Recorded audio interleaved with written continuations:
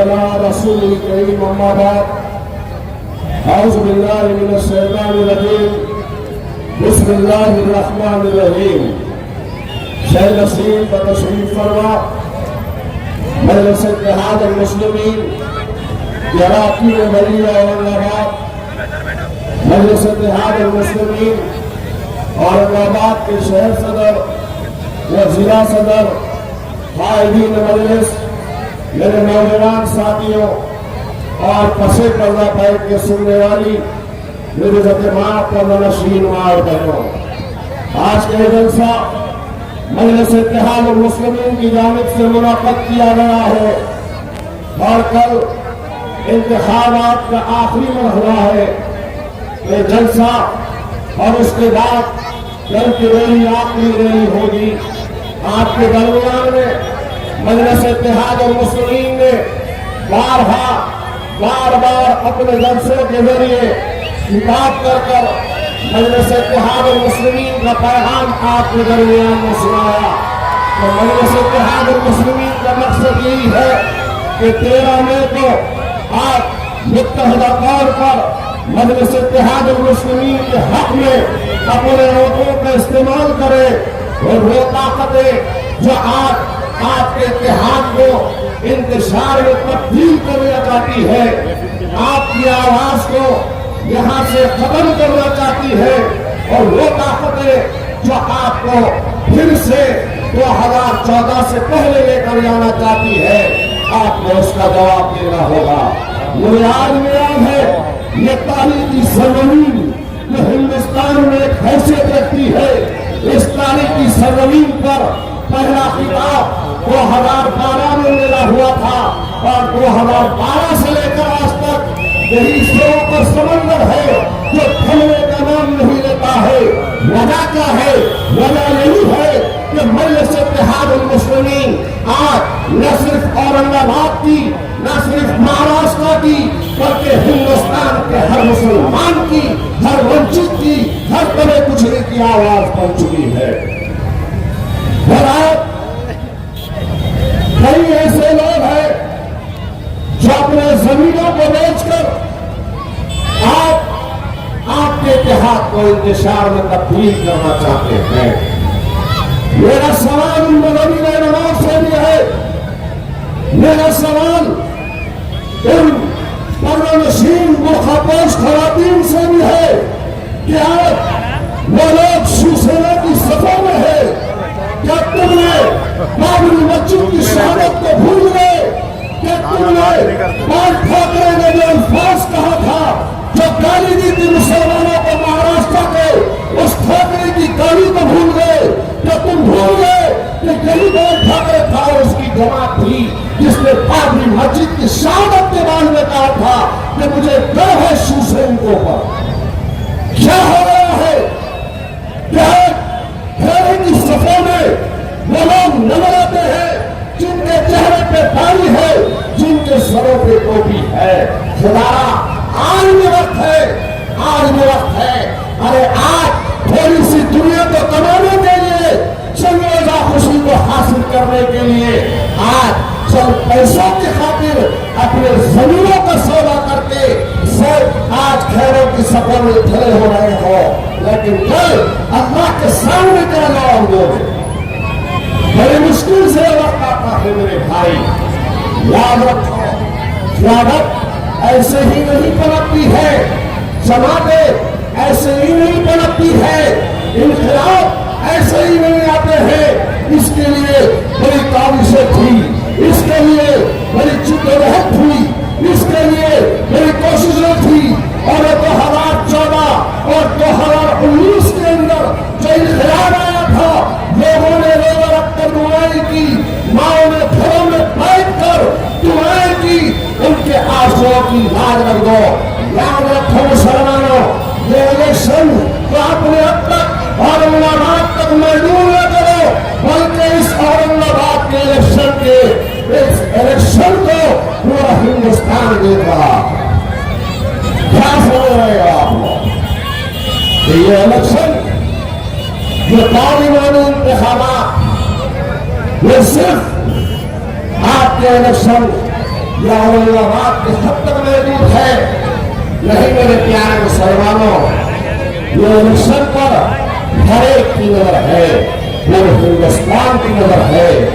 आप हिंदुस्तान के मुसलमानों की ताकत लो, आप हिंदुस्तान के मुसलमानों की उस जिद्दोजहद को, उस आस को खत्म न होने दो। औरंगाबाद के मेरे हजूर मुसलमानों, याद रखो, क़यामतें बड़ी मुश्किल से बनती है, आवाज बड़ी मुश्किल से बनती है। 30 साल के बाद यहां पर एक इनकलाब करता हुआ, उस इनकलाब को खत्म होने न दो। आज बहुत सारी बातें हो रही है, अरे गलतियां होती है, शिकायतें होती है, अपनों से होती है, लेकिन इसका ये मतलब नहीं है कि हमारी सख्त से निकलकर अखियार की सख्त में जाकर दुश्मनों की ताकत बनो, मन बनो दुश्मनों की ताकत। आओ, मैं तुम सबको जो इख्तिलाफ है वो उन तमाम की शिकायतों को सुनने के लिए तैयार हो। आओ, आज हम सबको गले लगाने के लिए तैयार है, लेकिन दुश्मन को कामयाब न होने दो। वो लोग जो अज़ान पर पाबंदी की बात किया करते थे, वो लोग जो अज़ान पर पाबंदी की बात किया करते थे, वो लोग जो खबरस्तान न मुसलमान या पाकिस्तान कहते थे, आज उनकी सफों में है। अरे गौर करो इन बात को कि आज 48 विशिष्टें हैं महाराष्ट्र की, और बड़ी बड़ी मीटिंगें, चंद मजहब ठेकेदार मजहबी रहनुमा मीटिंगें ले लेकर ये कह रहे हैं कि अलायंस को सपोर्ट करो, लेकिन कभी उन ठेकेदारों को, उन मजहबी रहनुमाओं को काफिर बनाई हुई है कि कोई राष्ट्रवादी से या शिवसेना से या कांग्रेस से मुसलमान को टिकट दिया जाता, अरे 4-5 देते, 1-2 दे देते, एक भी नहीं दिया। क्या हमारा काम सिर्फ यही रह गया है कि हम और डाले तो किसको डाले? एक तरफ तो बीजेपी है जो फिरका परस्ती में इतनी तकब्बुर में चूर है कि हर मकास पर सिर्फ मुसलमानों को निशाना बना रही है। और फिर इस मुल्क के प्राइम मिनिस्टर का तो क्या कहना कि नरेंद्र मोदी ने अपने बयान में क्या कुछ नहीं कहा। स्टेज पर बैठे हुए तमाम मेहमानों का मैं तहे दिल से शुक्रिया अदा करता हूँ, और यहाँ पर जो मौजूद मेरे बारे मजलिस, यहाँ पर आए हुए मेरे दोस्तों का, खाली है ना, रहने वालों का भी शुक्रिया अदा करता हूँ। खाली है ना, इसको नीचे करने लगा। मैं आपसे ये कहना चाहता हूँ कि अगर हमें मोदी बीजेपी से लड़ना है तो हमें पढ़े लिखे उम्मीदवार को वोट देना है, ताकतवर उम्मीदवार को वोट देना है, हमें इम्तियाज जलील साहब को वोट देना है।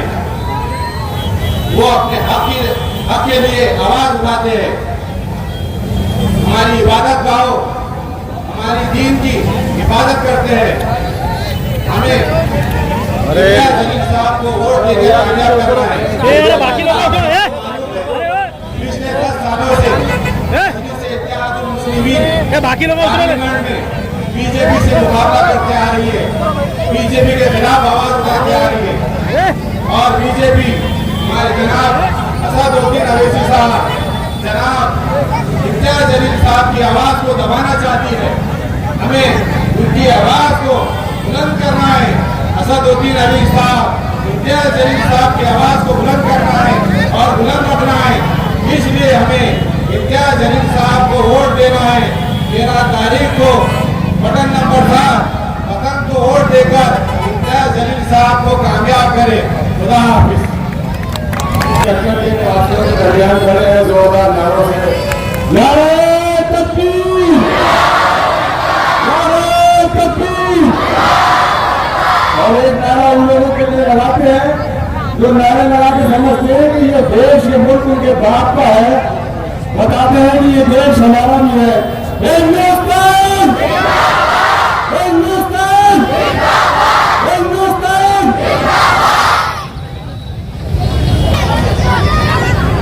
13 तारीख को लोकसभा के इलेक्शन होने जा रहे हैं। पतंग के ऊपर 7 नंबर कदम में पतंग का, उसके ऊपर दबा के वोट देना है। आपकी पार्टी है एक असला साहब से चुन के आ रहे हैं। असला साहब ने मुझे बोले अजू भाई मेरे घर पे आए थे, अजू भाई ऐसा बोले पीछे और भी आपके नुकसान हो गया है। मैं बोला ये बात देखो इंशाल्लाह ताला, क्योंकि अभी 48 उम्मीदवार है महाराष्ट्र में, उसमें एक भी मुसलमान को उन्होंने वोट नहीं दिए, टिकट नहीं दिए। तो वाला इंशाल्लाह ताला फिक्र मत करो, मैं आपके साथ में दिनों जान से काम करूंगा इंशाल्लाह। जैसा पहले करा था वैसा करूंगा।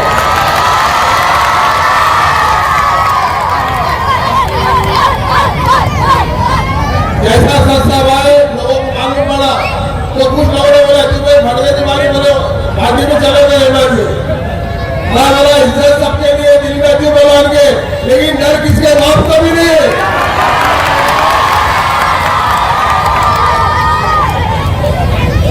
पहले नेहरू नगर से खड़ा था, बाद में पहले शरीफ कॉलोनी कर रहे थे, बाद में पब्लिक ने चुन दी नेहरू नगर से, वहां पे भी काम किया मैंने। शताब्दी नगर में फिर काम किया, वहां पानी नहीं था, नल नहीं थे, डेली नहीं थे, रोड भी नहीं थे। आप सब गवाह है, बोलने की जरूरत है मेरे को, आपको सब मालूम।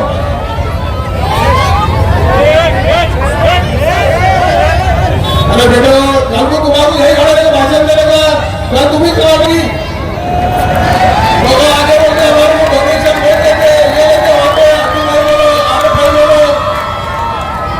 तो मैं सारे देशों साहब से साहब से बोलूंगा कि अपनी हॉल को से कम उनकी फीस माफ कराओ इंशाल्लाह ताला। कम से कम ये आने वाले बच्चे कल का भविष्य है हिंदुस्तान का। यानी मराठे रहेंगे, आमदार रहेंगे, खासदार रहेंगे आने वाले।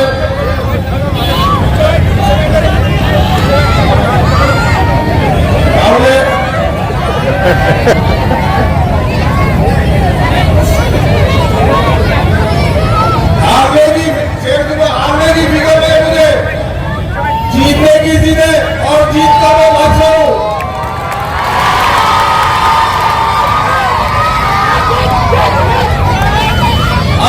मैनेजर असद साहब ने बोला अजू भाई बोले आप हमारे साथी थे, बोले ग्लोबल एक शेयरबंद बोले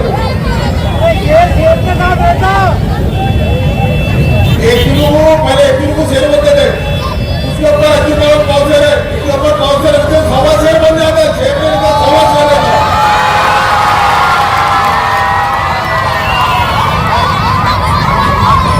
तो इंशाल्लाह ताला लोकसभा में इजाजत अपने को इम्तियाज जलील साहब को असद साहब एक रहते हैं, दूसरा में तो एक दोनों में 11 हो जाएगा इंशाल्लाह ताला।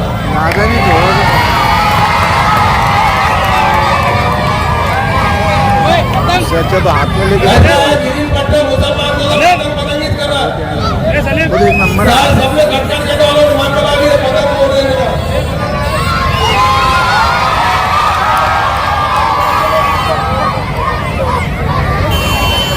हम तो जहाँ खड़े रहे वहां से लाइन शुरू आती बोला हमारे इंशाल्लाह ताला तुमने सपोर्ट करो पतंग को।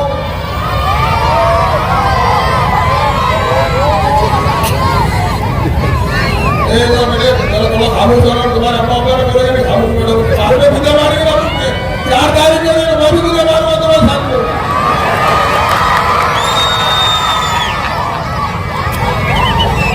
और यहाँ से कैंडिडेट की भी चाहे नगर सेवक हो, आमदार हो, खासदार हो, अपना कर्तव्य भी जीत के लाते हैं कैंडिडेट को। यहाँ से जीत होती तो इंशाल्लाह ताला ये जीत में है, ये 50 बांटते हुए ये 5 एरिए खटखट में नेहरू नगर, शताब्दी नगर, किराड़पुरा, रोशन गेट, ये 50,000 का वाले छोटा मोटा 5,000 के लिए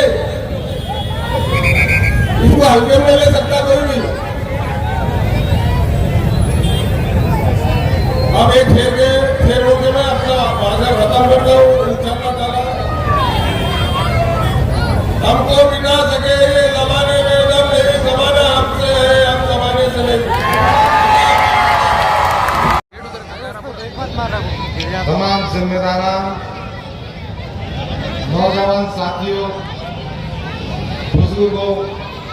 मेरी माँ बहनों, अस्सलाम वालेकुम।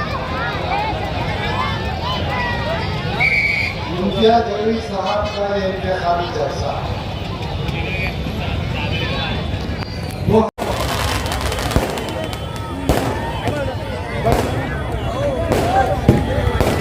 बंद करो फटाखा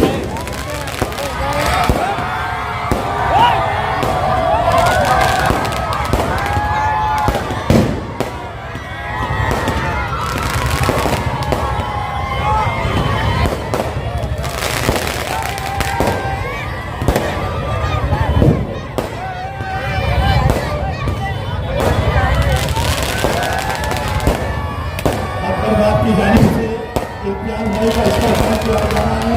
हाउस बिल्डर सहीद खान इनकी जानिब से इस्तेमाल किया जा रहा है और रफीक फालुकर की जानिब से भी सबका यहाँ पर इस्तेमाल किया जा रहा है। रफीक फालुकर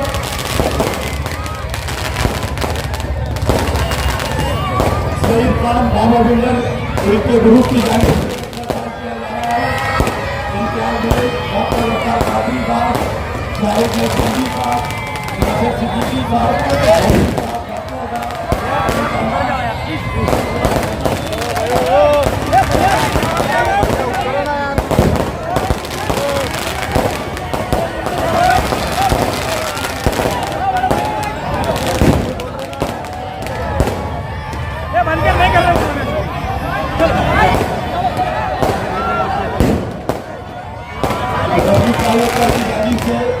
इम्तियाज जलील साहब का, डॉक्टर साहब का, मोइन साहब का, शारिक भाई का और हमारे नासिर सिद्दीकी, आरिफ हुसैनी, जमीर कादरी, सुभाष बाबुले, इसाक आदिम, तमाम कारकुनों का सलीम साहबा का मैं इम्तियाज जलील साहब को दावत देना चाहता हूँ कि वो स्टेज पर आए और हमारे बात करें।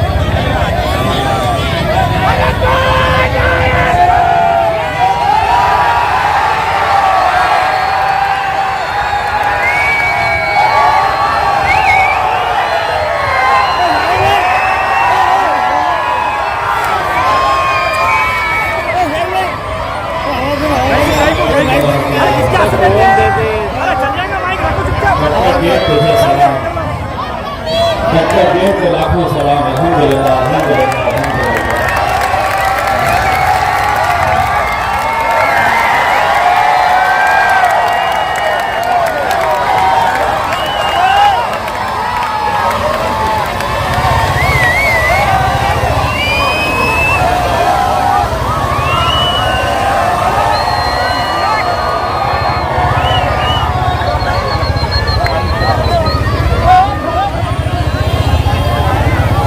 अगर ये हाल आज ऐसा है तो तसव्वुर करिएगा कि 4 जून को क्या हाल रहेगा।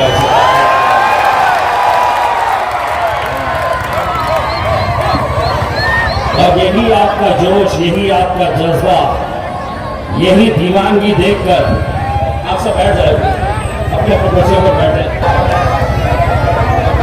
यही जोश देखकर मीडिया वाले जब मुझसे पूछते हैं कि इस बार कैसा रहेगा, तो मैं उन्हें जवाब देता हूं कि 2019 के अंदर 100% श्योर था, 2024 के अंदर 200% श्योर हो गया।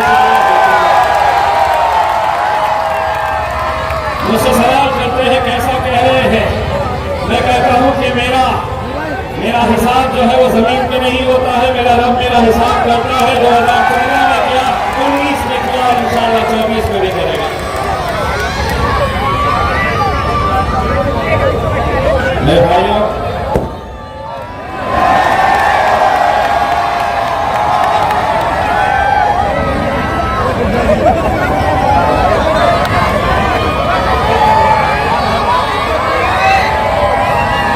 जो बच्चे हैं वो 4 जून के लिए रख लीजिएगा। जो बच्चे हैं 4 जून के लिए रख लीजिएगा। मेरे भाइयों, मैं सबसे पहले तो इस मौके के ऊपर आपका तहे दिल से शुक्रिया अदा करना चाहता हूं। अल्लाह रब्बुल इज्जत ने ये मौका दिया कि मैं हिंदुस्तान की सबसे अजीम जो ऐवान है, जिसे हम पार्लियामेंट कहते हैं, उस पार्लियामेंट के अंदर 543 मेंबर्स ऑफ पार्लियामेंट होते हैं। उसमें अगर कोई करोड़पति आदमी, चाहे वो अंबानी हो, अडानी हो, टाटा हो, बिरला हो, अगर वो कहे कि मैं हुकूमत को 100 करोड़, 200 करोड़, 500 करोड़, 1000 करोड़ दूंगा और मैं लोकसभा के अंदर आकर बैठना चाहूंगा, तो नहीं मुमकिन है। राज्यसभा में वो जा सकता है, लेकिन लोकसभा के अंदर वो नुमाइंदे चुनकर जाते हैं जिन्हें आवाम पसंद करती है, जिन्हें आवाम तय करती है कि आने वाले 5 साल मेरी क़यादत पार्लियामेंट के अंदर कौन करेगा।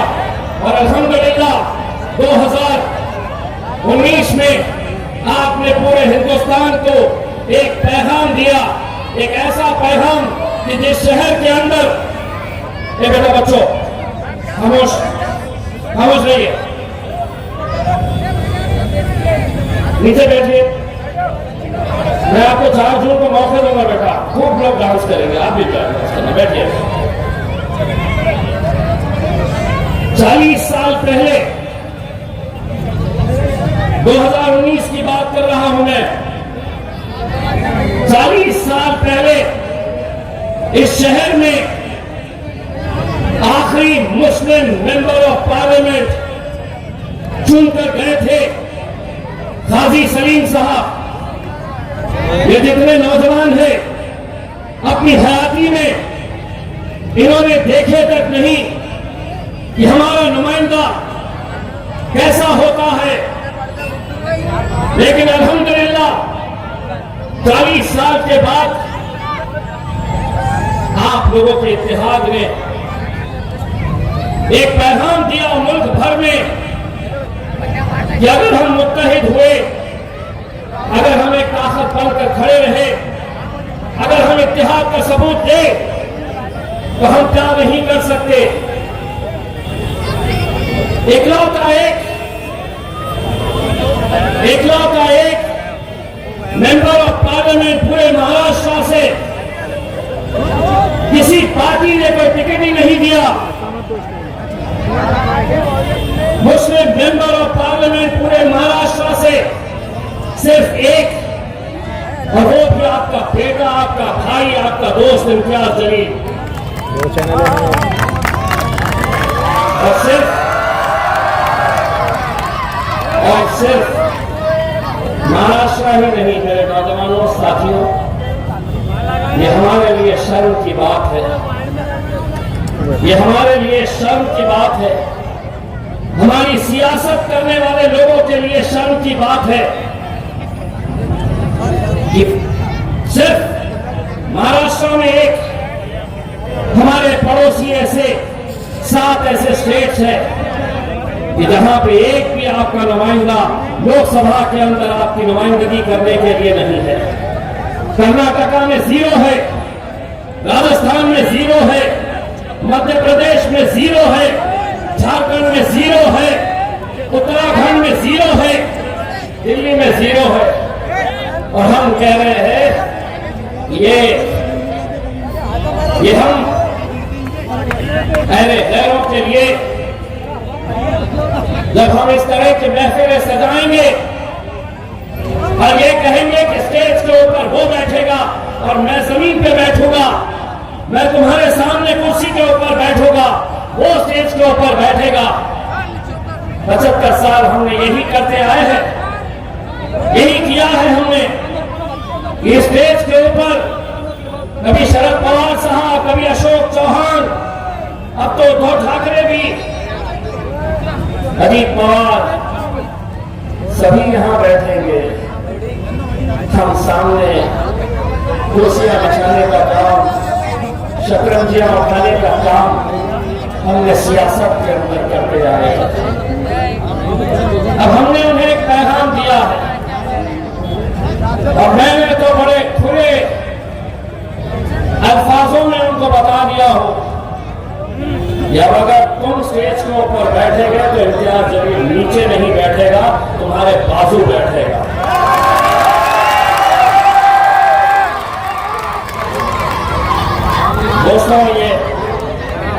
रब्बुल इज्जत का काम है। मैं 12 साल पूना में टेलीविजन चैनल के लिए न्यूज रिपोर्टर की हैसियत से काम करता था। मुझे आज भी वो दिन याद है कि जब मुझे शरद पवार का इंटरव्यू लेना होता था, अजीत पवार का लेना होता था या अशोक चौहान का लेना होता था, तो वो लोग गेस्ट हाउस के अंदर बैठे, मैं बाहर माइक लेकर खड़ा, इंतजार की नेताजी कब आएंगे, कब मैं उनका इंटरव्यू लूंगा। लेकिन अल्लाह ने, कहते हैं ना कि तुम अगर उससे मांगो तो वो क्या कुछ नहीं तुम्हें अता कर सकता है। एक वक्त वो आया जब पार्लियामेंट की कुर्सी के ऊपर ये बैठे थे तो इम्तियाज जलील उनके बाजू जाकर बैठे। ये आप लोगों का इत्तेहाद था जिसे आज चिकनाचूर करने की कोशिश हो रही है, जिसे आज पूरी तरीके से तोड़ने की कोशिश हो रही है। मैं ये इलेक्शन क्यों लड़ रहा हूं, क्या मकसद है मेरा? मैं चाहूं तो 1.5 घंटा भाषण कर सकता हूं, लेकिन एक बहुत खूबसूरत सी एक कविता, एक नज्म मैंने पढ़ी थी जो मुझे ऐसा लगता है कि वो मेरे ऊपर पूरी तरीके से फिट होती है। उसका एक एक लफ्ज आप लोगों से जुड़ा हुआ है। 10 साल कैसे बीत गए, 10 साल आपकी नुमाइंदगी करते करते, आपकी क़यादत करते करते ये जिंदगी इतनी तेज रफ्तार से चली गई, पता भी नहीं चला। मैं आपको वो कविता के कुछ पंक्तियां सुनाना चाहता हूं जो मेरी जबानी आप तक एक पैगाम पहुंचा रही। जब नेता ज्यादा हो जाते हैं तो दिक्कत होती है।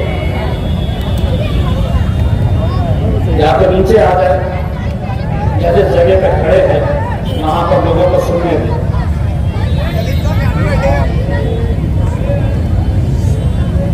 आहिस्ता चल जिंदगी, अभी कई कर्ज चुकाना बाकी है, कुछ दर्द मिटाना बाकी है, कुछ फर्ज निभाना बाकी है। रफ्तार में तेरे चलने से कुछ रूठ गए, कुछ छूट गए।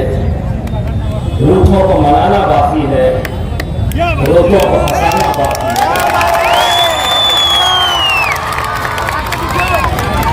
कुछ रिश्ते बनके टूट गए, कुछ बनते बनते छूट गए। इन टूटे छूटे रिश्तों के सपनों को मिटाना बाकी है।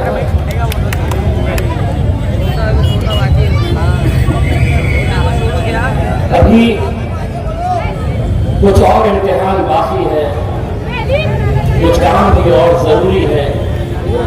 जिंदगी की उलझी पहली को पूरा सुलझाना बाकी है। मरना सबको है दोस्तों, जब सांसों का थम जाना है तो क्या खोना क्या पाना है। पर मन के जिद्दी बच्चे को ये बात बताना जरूरी है। आहिस्ता चल जिंदगी, अभी कई कर्ज चुकाना बाकी है, कुछ दर्द मिटाना बाकी है, कुछ फर्ज निभाना बाकी है।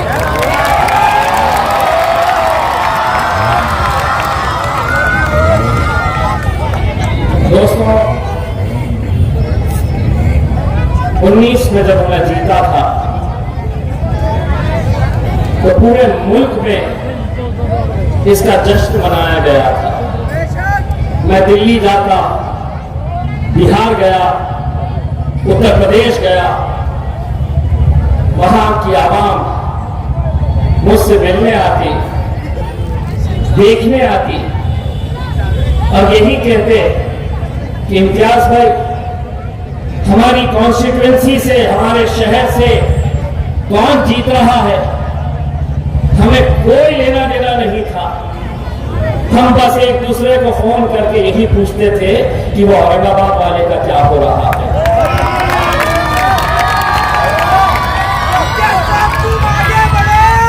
दोस्तों, रमजान के इस मुबारक महीने में मोतीवाला की मस्जिद में मेरी बात में एक मौलाना आते हैं, बुजुर्ग शख्स, बहुत अच्छी दुआ पढ़ते हैं। मैं चाहता हूं उनकी दुआ लेने के लिए। इस बार भी जब गया उन्होंने मुझे खूब दुआओं से नवाजा। मैं जब बाहर निकल कर आ रहा था मस्जिद के बाहर, तो बहुत सारे नौजवान लड़कों ने घेर रखा था। मेरी नजर एक बहुत ही बुजुर्ग शख्स के ऊपर गई। मैं समझता हूं कि वो 90 साल के ऊपर के हजरत हो गए। मुझे ऐसा लगा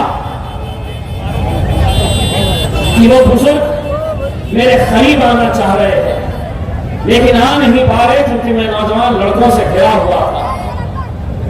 मैंने उन लड़कों को हटाया, उस बुजुर्ग शख्स के पास गया, उन्हें सलाम किया।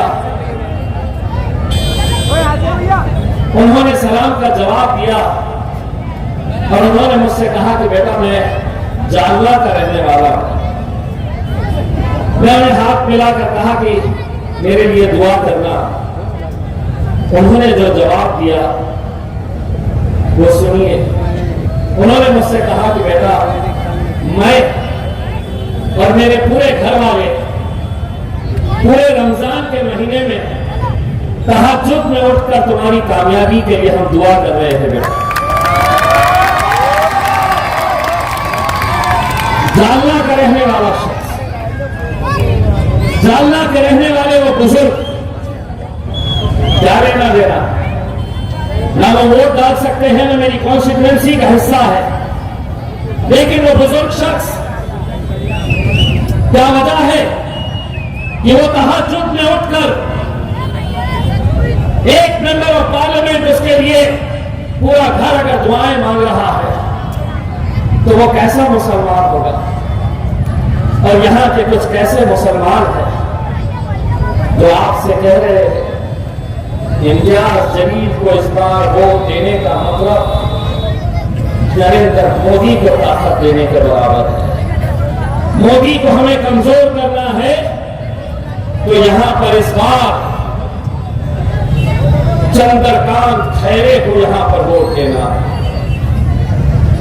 आपके महल्ले में भी आए होंगे, होटलों में बैठे होंगे, आपको समझाने की कोशिश कर रहे होंगे।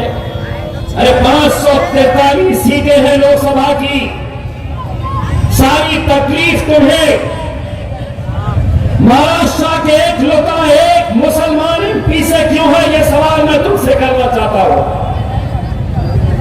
जीत जाओ, पूरे के पूरे 47 तो महाराष्ट्र के जीत के बताओ।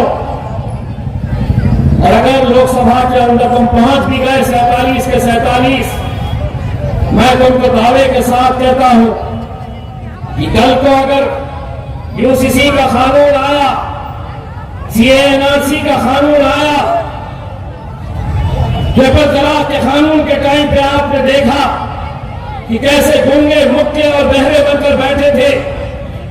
अब भी अगर आपके खिलाफ कोई कानून आएगा तो एक एमपी किसी भी पार्टी का हो, एक एमपी में ऐसी हिम्मत नहीं कि वहां पर खड़े रहकर हुकूमत की मुखालिफत करे।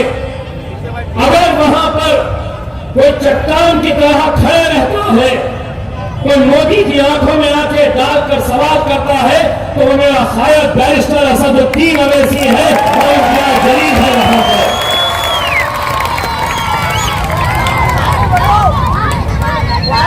शर्म नहीं आती है, शर्म नहीं आती है।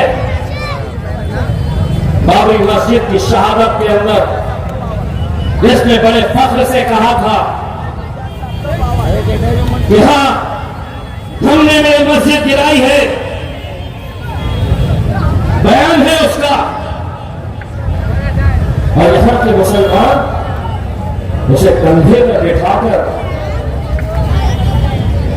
मतदान उसे करो। क्यों? तुम गिरवा साहब नहीं है क्या? गिरवा साहब किसे कहा गया था? तुम्हें एक ये है, दूसरे साहब बहुत पैसा आया है मार्केट में। गरीब बस्तियों में हमारे कुछ लोगों को पकड़ा गया है कि ये लो पैसा, जाओ गरीब बस्तियों में गरीबों के वोटर आईडी कार्ड लो, उनके उंगली के ऊपर वोटिंग का निशान लगाओ। वोटर कार्ड इलेक्शन के एक दिन बाद तक उनके पास रहेगा। उसके बदले में तुम्हें पैसा दिया जाएगा। पैसा कितना? किसी को 500, किसी को 1000, किसी को 1500 या ज्यादा से ज्यादा 2000। झुमरे, एक बात सुन ले, इतने पैसों में कुत्ते की भी कोई अच्छी ब्रीड तो मार्केट से खरीद नहीं सकता। ये शेर के बच्चों को तो इतने पैसों से खरीदेगा।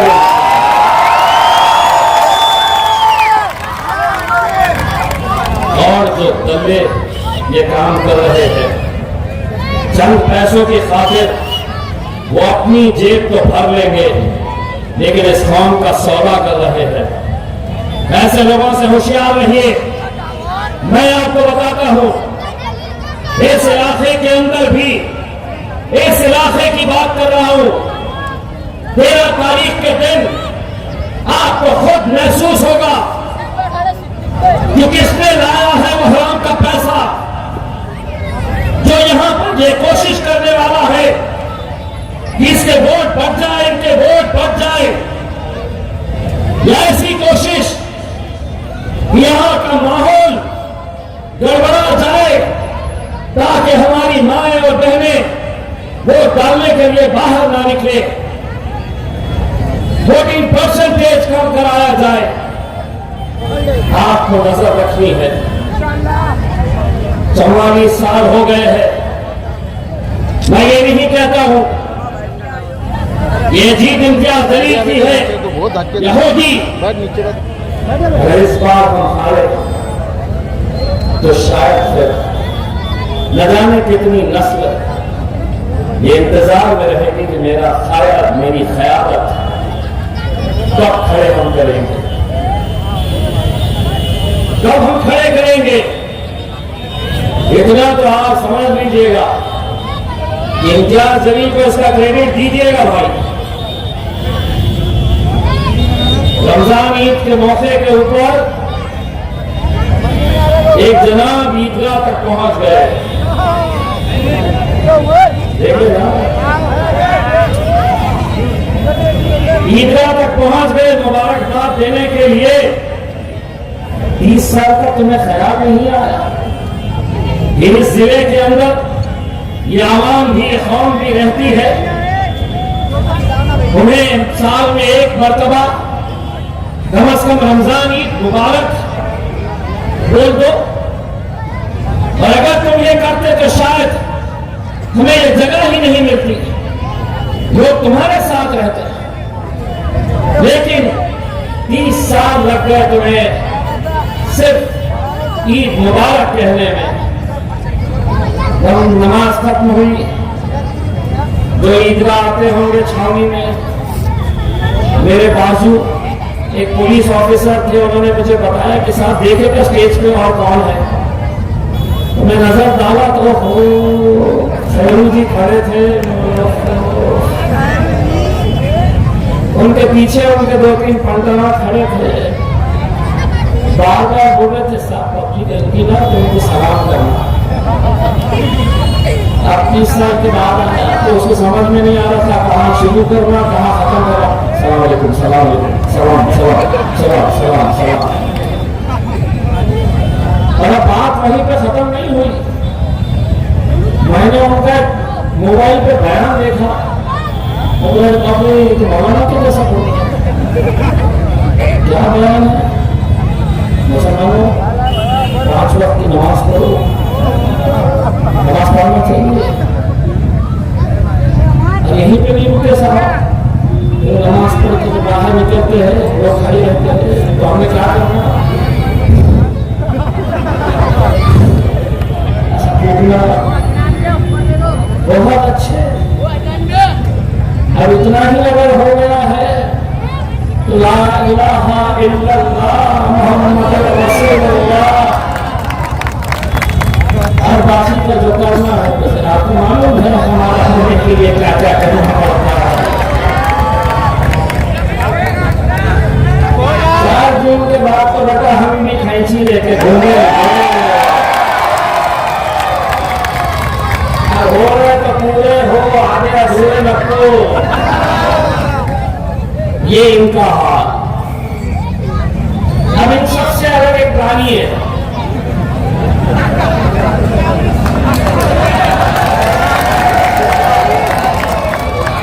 सबको मालूम विचित्र प्राणी कौन है?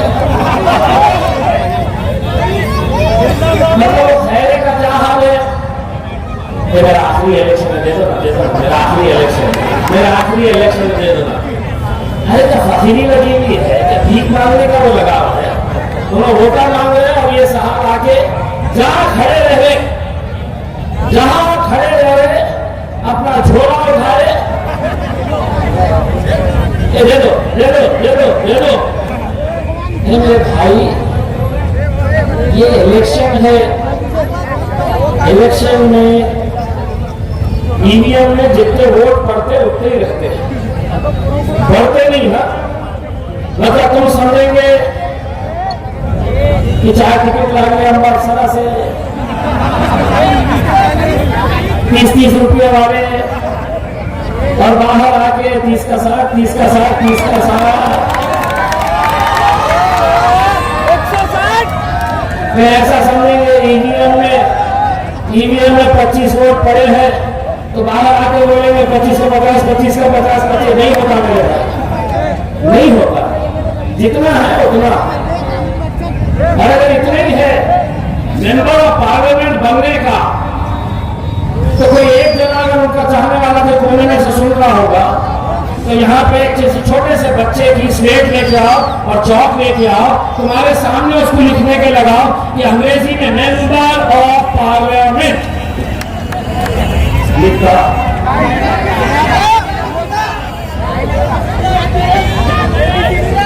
आप लोगों ने मजाक बना दिए हैं। अरे कानून बनाए जाते हैं, वहां पर कानून तय किए जाते हैं कि नौजवानों के ताल्लुक से क्या कानून बनाए जाएंगे।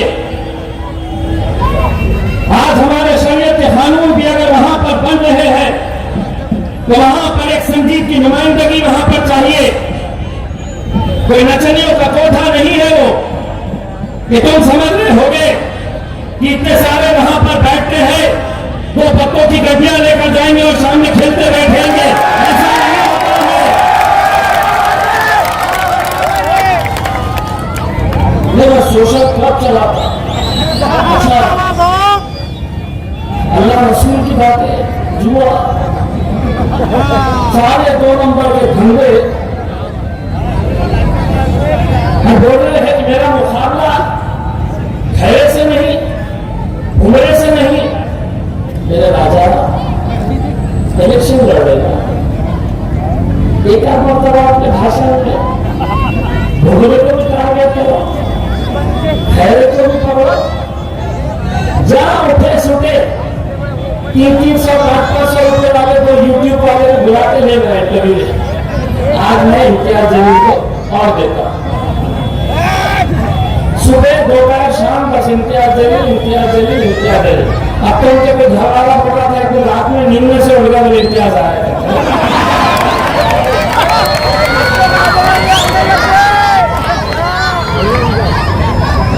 दोस्तों मैं इस बात इसलिए आपको बताना जरूरी समझता हूं।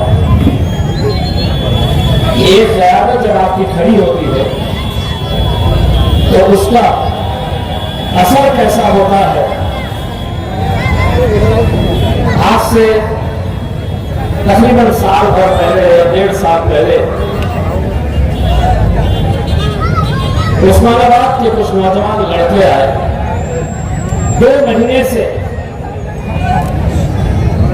वो घर के बाहर थे, पुलिस से भागते फिर रहे थे। क्यों? क्योंकि उन्होंने उस्मानाबाद के किसी चौक के अंदर टीपू सुल्तान, हजरत टीपू सुल्तान की जयंती के मौके के ऊपर उन्होंने एक झंडा लगाया। दूसरे दिन शिवसेना वाले, बजरंग दल वाले, वीएचपी वाले वहां पर गए, वो झंडे को निकाल कर फेंका और उस झंडे की जगह उन्होंने अपना झंडा लगाया। माहौल खराब हो गया, गड़बड़ाने लगा।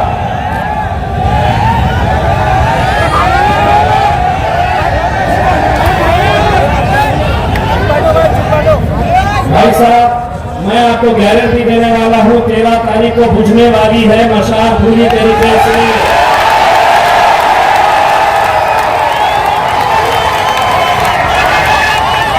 और जो भी साहब उनको लेकर घूम रहे हैं उनको बोलो स्टेज पे लेकर आ जाओ मशाल और फोटो ले लो कि इतने वोट भी हमारे पास काफी है।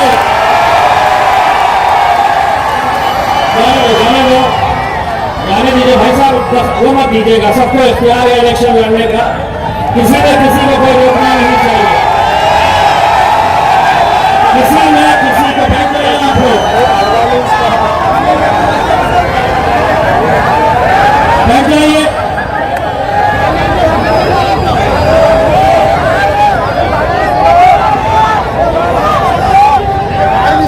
ये कोई गैर नहीं है, हमारा ही कोई दल्ला है जो लेके घूम रहा है।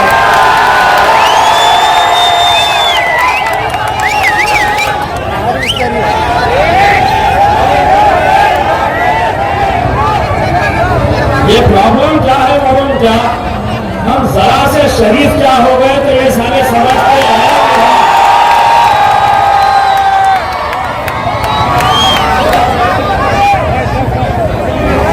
यही के है साहब, यही के, चिंता मत करिएगा।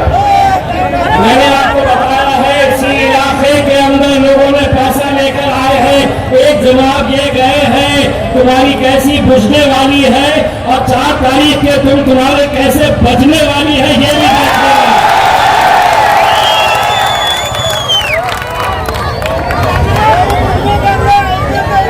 भाइयों देखिए, इलेक्शन लड़ने का इख्तियार सबको है, लेकिन सवाल यह पैदा होता है, अगर इस माइकालाल के अंदर इतनी हिम्मत है कि वह चंद्रकांत खैरे को कटकर गेट के अंदर लेकर आया, तो ये कौन का भलवा है, दलाल है ये।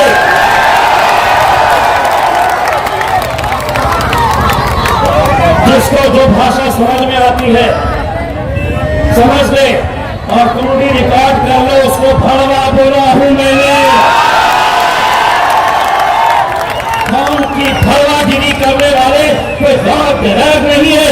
हमारे ही अपनों में से कुछ लोग हैं जिन्होंने 40 साल तक मुसलमानों की क़यादत को खत्म करने का काम किया है। कुत्ते के जैसे कुछ हड्डियां फेंक दो, चाटने के ऊपर चले जाते हैं, चाटने का काम करते हैं। अब तो आ गया 13 तारीख को तेरे बाप को भी यहां पर लाके बिठा देना और देखना कि जब तक देख के आया उसका हाल क्या करती है।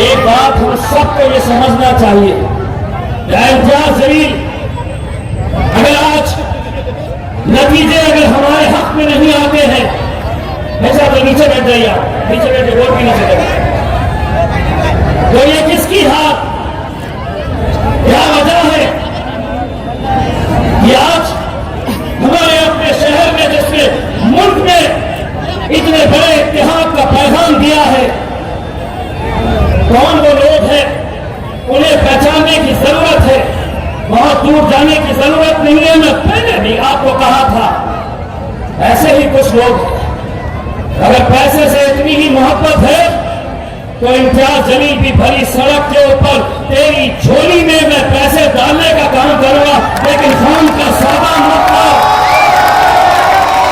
मत करो खून का सौदा। कोई नहीं आने वाला हमारा पुरसाए हाल लेने के लिए मेरे भाइयों, कोई नहीं आने वाला। ये तो अल्लाह ने ये मौका दिया कि हम अपनी नुमाइंदगी वहां तक पहुंचा चुके। बस आप लोगों से इतनी इंतजार करना चाहूंगा कि 13 तारीख के दिन आप सभी ने अपनी जिम्मेदारी समझिए, एक एक वोट की कीमत क्या होती है ये बात को समझिए मेरे भाई। आज ये तमाम साजिशें जो चल रही है, जो षड्यंत्र जो खेल खेले जा रहे हैं, ये आपके सर को झुकाने के लिए किए जा रहे हैं। आपको वो मंजर याद होगा 2019 का रमजान का वो मुबारक महीना, चिकन खाने के काउंटिंग सेंटर के ऊपर वहां पर वोटों की गिनती हो रही, सहरी करके नौजवान लड़के वहां पर दिन भर इस इंतजार में बैठे रहे कि 40 सालों के बाद हमें आज जश्न मनाने का मौका मिलेगा। और अचानक असर की नमाज के वक्त आपको ये खबर आती है कि इम्तियाज जलील 5000 वोट से पीछे हो गया है। आप वो कैफियत कैसी थी, सिर्फ आपकी नहीं, हिंदुस्तान के मुसलमानों के साथ उस वक्त जो उमरा पे गए हुए लोग थे, उन्होंने मुझसे बताया कि जब हम नमाज पढ़ रहे थे, अचानक ये खबर आई कि इम्तियाज जलील पीछे चल रहा है। मेरे भाइयों, उन्होंने कहा कि हमने वो मंजर देखे जब हिंदुस्तानी हमारे भाई, हमारी माएँ और बहनें हरम शरीफ की तरफ दौड़ रही थी। कईयों ने मुझसे कहा था कि हमने हरम शरीफ पे, हमने काबा का खिलाफ पकड़ पकड़ कर गिड़ा के आपकी कामयाबी के लिए हमने दुआ किए थे।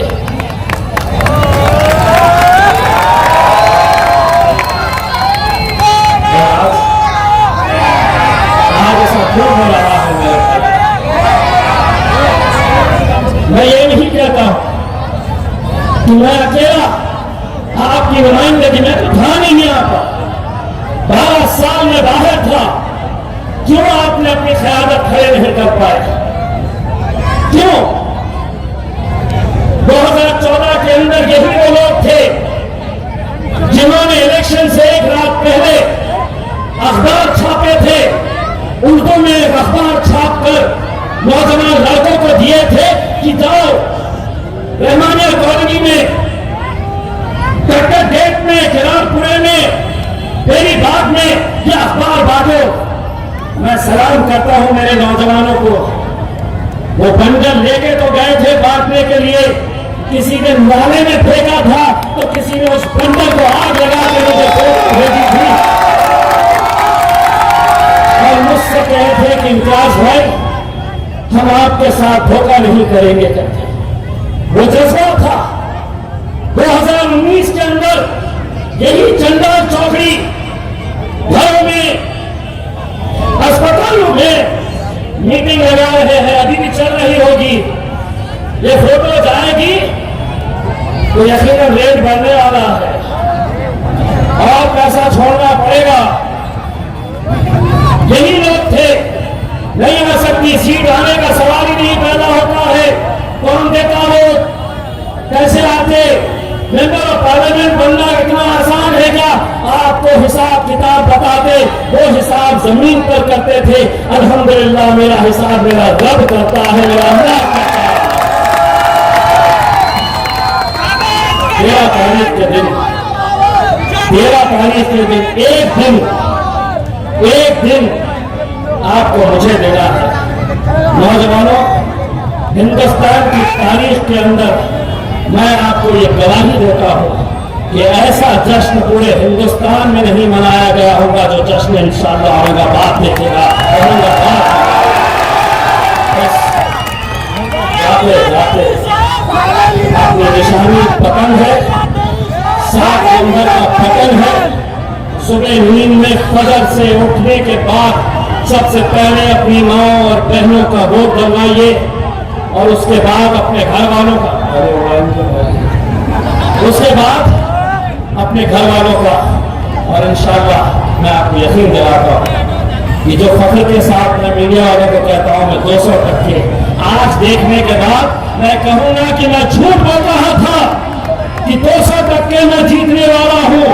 आज देखने के बाद मैं कहूंगा कि 500%